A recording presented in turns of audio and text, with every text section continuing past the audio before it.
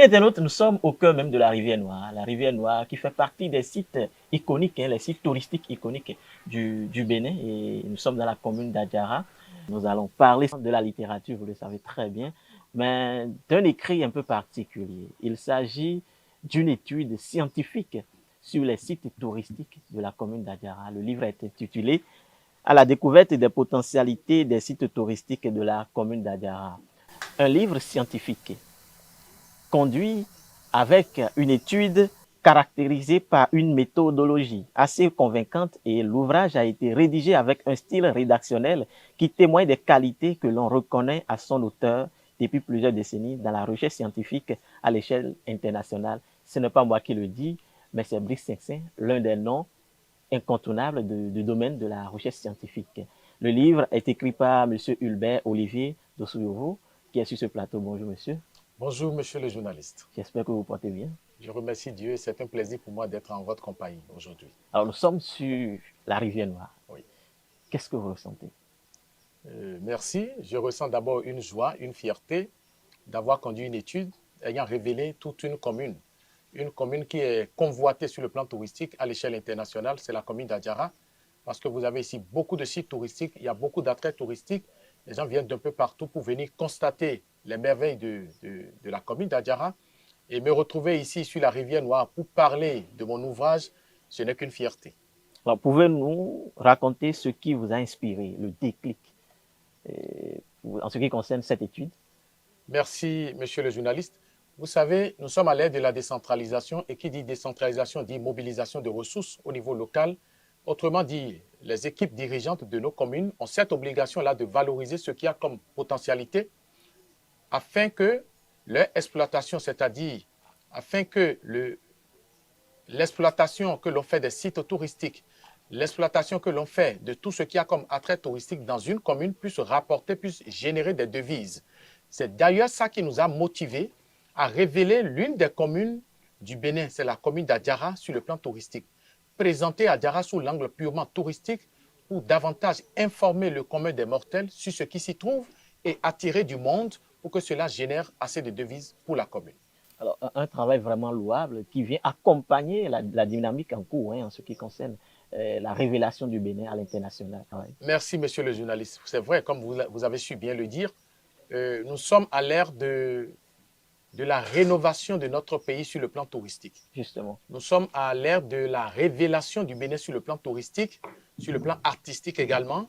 Et j'en veux pour preuve les objets précieux qui ont été ramenés de l'Europe, et plus précisément de la France, par le gouvernement de son Excellence, M. Patrice Talon.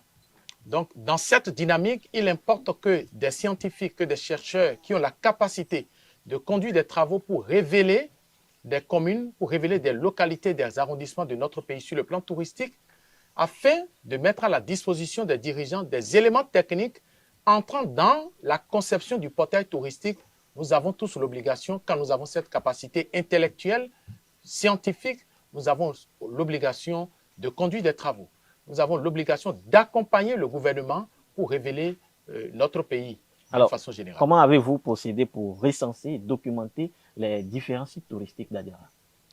Merci, très bonne question. D'abord, l'approche, elle est purement scientifique et elle est inclusive, participative, parce que c'est la population qui était au cœur de la connaissance liée au site touristique. Autrement dit, nous avons su placer la communauté à la base au cœur de la connaissance pour l'emmener à nous identifier les principaux sites. Ça, c'était à travers des entretiens de groupe. Il y avait aussi des entretiens individuels qui ont permis de recenser les sites touristiques selon la communauté. Mais en plus de cela, il fallait que nous-mêmes, en tant que scientifiques, en tant que chercheurs, qu'on aille sur le terrain pour aller constater à travers des promenades environnementales, des coordonnées géographiques qui ont été prises sur des sites touristiques, lesquelles coordonnées ont permis de générer la carte des potentialités touristiques. Et vous allez remarquer à travers l'ouvrage que nous avons présenté beaucoup d'autres cartes. Il y a la carte des sols, il y a la carte des végétations, il y a la carte du relief, vous avez la carte géologique, il y a tout ça qui a été présenté à partir des données de l'Institut géographique national. Donc, c'est un travail savamment conçu et qui porte la préface de l'un des meilleurs scientifiques de l'époque contemporaine. Je vais nommer le professeur Brice Sexin. Et justement, parlant des sites touristiques, vous avez parlé de la pluralité des groupes sociaux ethnique, socio-culturelle, qui fait partie des atouts de la commune. Exactement. Nous avons ici, vous avez plusieurs groupes socio-culturels qui se côtoient ici. Vous avez les Goum, vous avez les Tori, vous avez les Setor. Donc, cette diversité socio-culturelle induit une diversité d'abord linguistique. Et ce sont des communautés qui se côtoient au jour le jour. Donc, il y a cette laïcité.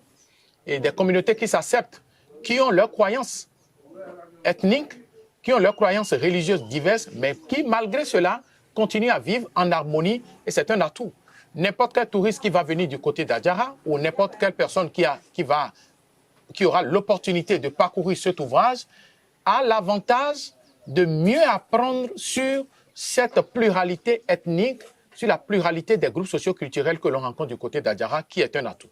C'est aussi la pluralité des services qui seront rendus. Exactement. Il y a des services dans le domaine de l'écotourisme qui sont rendus ici. Vous avez des services dans le domaine de la restauration, parce que il y a beaucoup d'hôtels ici, dans la commune d'Adjara. Donc, les touristes qui vont venir ici ne vont pas manquer de où rester de façon confortable. Donc, c'est bien, c'est déjà un atout d'évoquer également cette diversité des services. Et ça figure également dans notre ouvrage. Nous en avons fait cas. Alors, ce qui m'a plus marqué dans l'œuvre, c'est le style rédactionnel. C'est vrai, on a en face un chercheur. Le livre est purement scientifique, oui, mais on a un style digeste. Quand je produis quelque chose, j'ai cette obligation-là de rendre le travail impeccable. J'ai cette obligation de faire en sorte que n'importe quel lecteur qui tombe sur mes ouvrages ait davantage envie de lire, ait davantage envie de diffuser cette information autour d'elle. Vous allez nous montrer Adjara à travers 3 sites touristiques. Merci. Ouais, vous parlez de 3 sites touristiques du côté d'Adjara. Je commencerai par parler d'abord d'ici, la rivière Noire. Comme je l'ai dit tantôt, c'est une ressource touristique qui est convoitée un peu partout dans le monde. Et au cours du festival des masques ayant eu lieu du 2 au 4 août dernier dans la ville de Porto Novo, les touristes venus d'un peu partout étaient émus, très émus de constater qu'il y a un livre publié sur la commune d'Adjara, qui est un livre ayant présenté la rivière Noire, parce qu'ils se disaient, nous venons toujours constater, nous venons toujours visiter, mais on n'a jamais eu cette chance de découvrir un ouvrage ayant présenté cette commune sous l'angle touristique. Donc c'était l'apothéose, les gens étaient très émus. Je commence par la rivière Noire. Le second site dont je vais parler, c'est la cathédrale de l'église du christianisme céleste. Ça va peut-être vous étonner, mais la commune d'Adjara abrite la plus grande cathédrale de l'église du christianisme céleste, et ça figure dans l'ouvrage. Ça a été présenté. C'est dans l'arrondissement de Médé-Dionou et plus précisément au quartier Tchakou. Du côté de Tchakou, vous avez la plus grande cathédrale de l'église du christianisme céleste. C'est-à-dire, un peu partout dans le monde, vous n'allez pas trouver une cathédrale aussi gigantesque.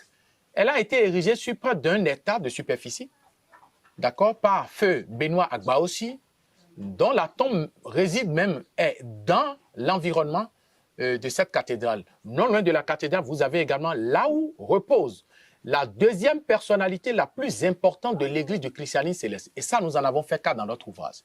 Donc, c'est déjà un site, les gens viennent de partout. Des États-Unis, de l'Angleterre, de la Belgique, des gens qui sont dans l'église du christianisme céleste, même ceux qui ne sont pas dedans, pour venir constater cette cathédrale, pour venir constater là où repose la deuxième personnalité la plus importante de l'église. Donc, c'est important d'en parler.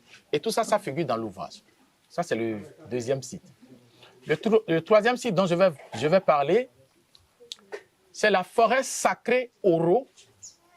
La forêt sacrée Oro, située ici à Anago-Domain. Vous savez, lorsque vous lisez, vous parcourez l'ouvrage, vous allez remarquer que j'ai retracé l'historique de la divinité Oro. Comment la divinité Oro s'est retrouvée du côté d'Adjara. Et lorsque vous parlez de l'historique de la divinité Oro, Anago-Domain a joué un rôle important, occupe une place de choix dans l'historique de la divinité, parce que tout est parti d'ici. La communauté, je vais dire Nago, venue du Nigeria, s'est installée dans un premier temps ici à Anago-Domain. C'est d'ailleurs pour ça que la dénomination de la localité, c'est Anago-Domain. Anago, c'est pour signifier une communauté Nago venue de l'autre côté, c'est-à-dire de l'est du Bénin, du Nigeria, pour s'installer ici. Donc, la forêt sacrée Oro, autrement dit la forêt de la divinité Oro, qui est située ici à Anago-Domain, a un aspect particulier.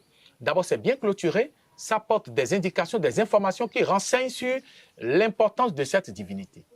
Et quand vous êtes au cours de la période où l'on vénère Oro dans la commune d'Adjara, Anango Domain a une particularité. On sent la force dans la vénération de cette divinité. Donc c'est le troisième site dont je parle. Donc c'est quand même une pluralité. Et on note aussi une cohabitation pacifique entre toutes ces obédiences religieuses. Merci, monsieur le journaliste. C'est ça d'ailleurs l'une des forces de la commune d'Adjara.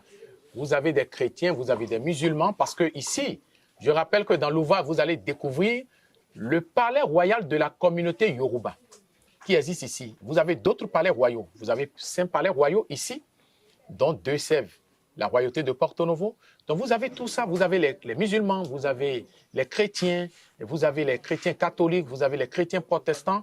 Et eux tous vivent, c'est-à-dire toutes ces communautés vivent dans une ambiance vraiment cordiale.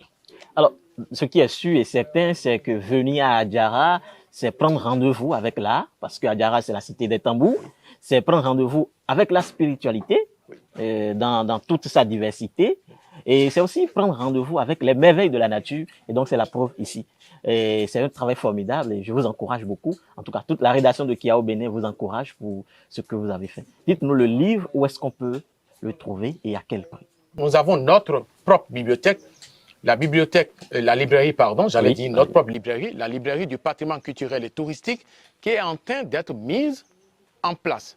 Elle sera fonctionnelle d'ici peu, mais pour acquérir l'ouvrage, c'est très simple. Il suffit de me contacter au 97 95 70 40, soit par appel, par écrit ou par WhatsApp, ou au 65 24 29 33 pour acquérir l'ouvrage. Amis internautes, c'est la fin de ce numéro de Entre les lignes. Nous avons parlé du tourisme, nous avons parlé de ce livre. D'ici là, portez-vous bien.